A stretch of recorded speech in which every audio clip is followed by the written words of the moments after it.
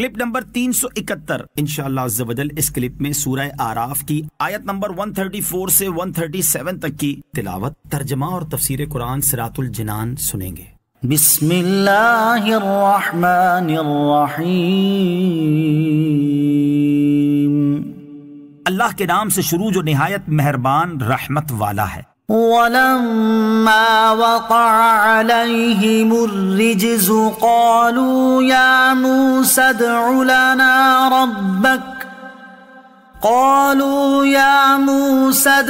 لَنَا رَبَّكَ بِمَا عَهِدَ عِندَكَ لَئِن كَشَفْتَ عَنَّا الرِّجْزَ لَنُؤْمِنَنَّ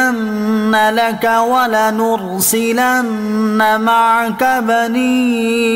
إِسْرَائِيلَ۔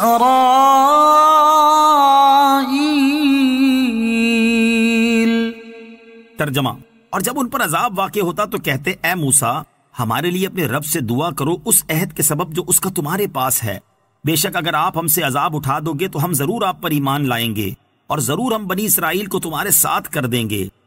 وَلَمَّا وَقَعَ عَلَيْهِمُ الرِّجْزُ،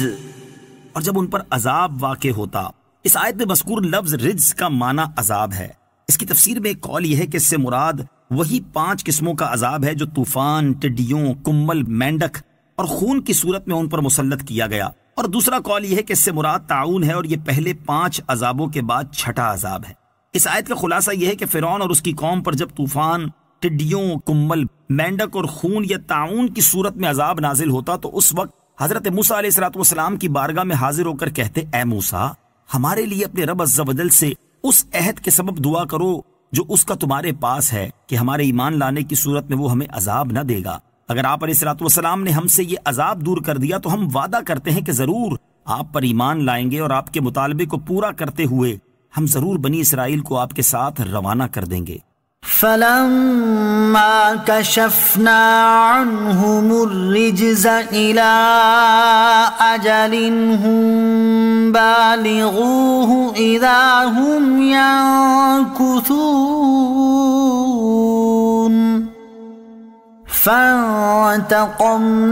مِنْهُمْ فَأَغْرَقْنَاهُمْ فِي الْيَمِّ بِأَنَّهُمْ كَذَّبُوا بِآيَاتِنَا وَكَانُوا عَنْهَا غَافِلِينَ۔ وَأَوْرَثْنَا الْقَوْمَ الَّذِينَ كَانُوا يُسْتَضْعَفُونَ مَشَارِقَ الْأَرْضِ وَمَغَارِبَهَا الَّتِي بَارَكْنَا فِيهَا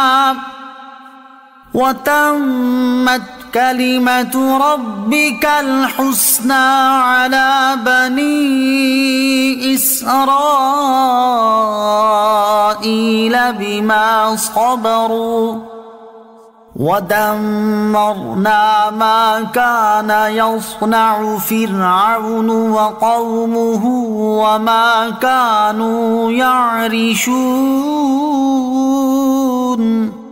ترجمہ، پھر جب ہم ان سے اس مدت تک کے لیے عذاب اٹھا لیتے جس تک انہیں پہنچنا تھا تو وہ فوراً اپنا عہد توڑ دیتے، تو ہم نے ان سے بدلہ لیا تو انہیں دریا میں ڈبو دیا، کیونکہ انہوں نے ہماری آیتوں کو جھٹلایا اور ان سے بالکل غافل رہے، اور ہم نے اس قوم کو جسے دبایا گیا تھا اس زمین کے مشرقوں اور مغربوں کا مالک بنا دیا جس میں ہم نے برکت رکھی تھی، اور بنی اسرائیل پر ان کے صبر کے بدلے میں تیرے رب کا اچھا وعدہ پورا ہو گیا، اور ہم نے وہ سب تعمیرات برباد کر دیں جو فرعون اور اس کی قوم بناتی تھی، اور وہ عمارتیں جنہیں وہ بلند کرتے تھے۔ فَانْتَقَمْنَا مِنْهُمْ، تو ہم نے ان سے بدلہ لیا۔ اس کا معنی یہ ہے کہ جب بار بار فرعونیوں کو عذاب سے نجات دی گئی اور وہ کسی عہد پر قائم نہ رہے اور ایمان نہ لائے اور کفر نہ چھوڑا، تو جو میعاد ان کے لیے مقرر فرمائی گئی تھی وہ پوری ہونے کے بعد انہیں اللہ تعالیٰ نے دریائے نیل میں غرق کر کے ہلاک کر دیا۔ وَأَوْرَثْنَا،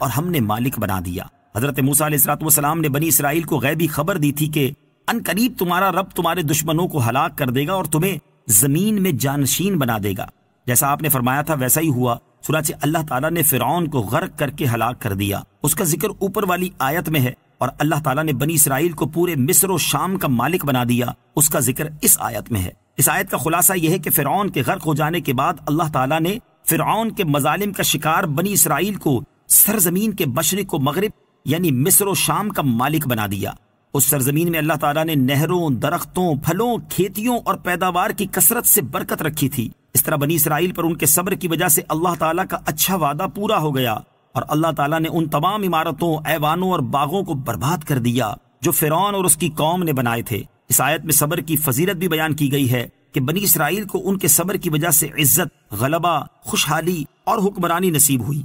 صلو علی الحبیب صلی اللہ تعالی علی محمد صلی اللہ تعالی وسلم۔ مجھے اپنی اور ساری دنیا کی لوگوں کی اصلاح کی کوشش کرنی ہے انشاءاللہ